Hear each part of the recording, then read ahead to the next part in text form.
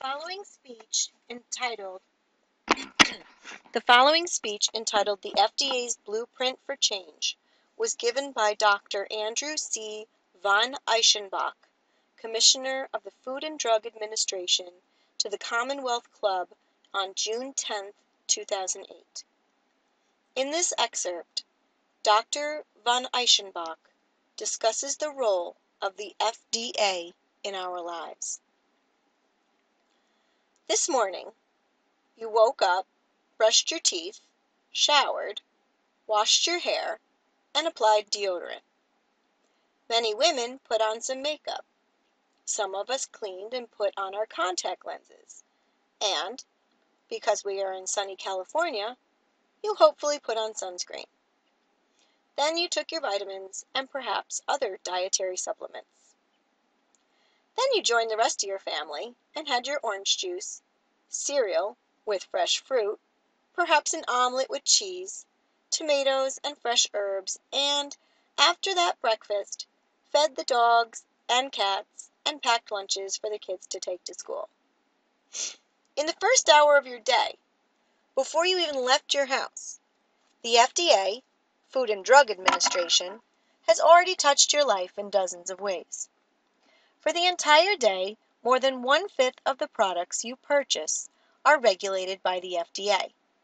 In fact, they are the most important products when it involves protecting and promoting your health. The next time you enter a large supermarket, note that, with the exception of the meat and poultry counter, nearly everything else you put in your shopping cart is regulated by the FDA. Every trip to the doctor or hospital involves placing your trust in a product regulated by the FDA. From the blood pressure cuffs to the X-ray machines, from the pills to the pacemakers. The FDA was created just over 100 years ago with the mission to protect the American people from products which may cause them harm. During that time, the FDA has become the world's gold standard regulatory agency. In the past few decades, our mission, to protect Americans of all ages, has expanded dramatically because of the massive proliferation of products which now come under the FDA's regulatory umbrella. But we have been asked to do even more. Congress has charged us with the responsibility to not only protect but also promote the public health by assuring the effectiveness of medical products as well as their safety. The people of the FDA have accepted this mission to protect and promote the health of every single American, not just those first few hours of our day, but throughout the day, each and every day. In doing so, the FDA holds itself to the highest possible standard, perfection. While we know that perfect is not possible for mere mortals, it is the goal we must strive for.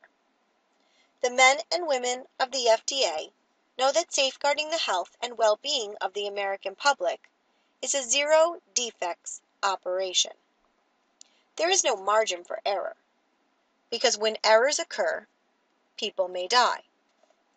Today, in every aspect of life, we recognize that the world is rapidly and radically changing, and so the FDA must also rapidly and radically change to adapt to this new world of challenge and opportunities.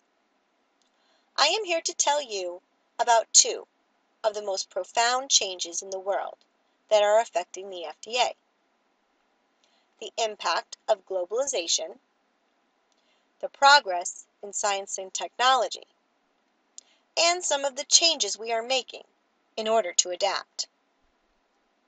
Today, we live in a world where borders may be boundaries, but they are not barriers. Borders don't provide barriers to disease or to products which may harm us, and borders should not act as barriers to the products and processes that can protect us. global production, and a rapid international supply chain make us all interconnected and interdependent, for better and for worse. Even furnished drugs and medical devices are no longer made in any one place. Medical products are not made in the USA, but rather assembled in the USA, with components and ingredients coming from every corner of the earth. And products are far more complex because of new technology, like nanotechnology, complex drugs, like biologics, and monoclonal antibodies, and genetically modified food and animals. All these changes create new regulatory challenges for the FDA. In today's world, we can't simply be guardians at the gate, attempting to weed out dangerous products, passing from production to delivery to you. Instead, we have to find a way to station ourselves at the very beginning of the production process, wherever in the world that happens to be, and maintain oversight, accountability, and responsibility throughout the entire life cycle of the product, right up until the time that food ends up on your dinner table, or that drug in your medicine cabinet, or that medical device at your hospital bedside. Excerpted and adapted from the FDA's Blueprint for Change, www.fda.gov,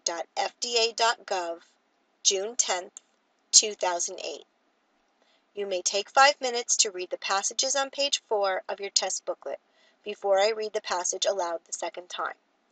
If you decide to have your passage read a second time, please start at the beginning. I will read the directions to you that occur before and after the second passage reading.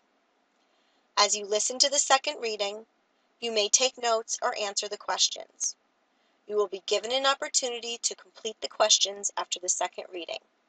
Now I will read the passage aloud a second time. And the final after the second reading. Now turn to page 4 of your test booklet, read the directions, and answer the multiple choice questions. You may look over your notes and answer the questions. And of course, that in our test booklet would be page 8.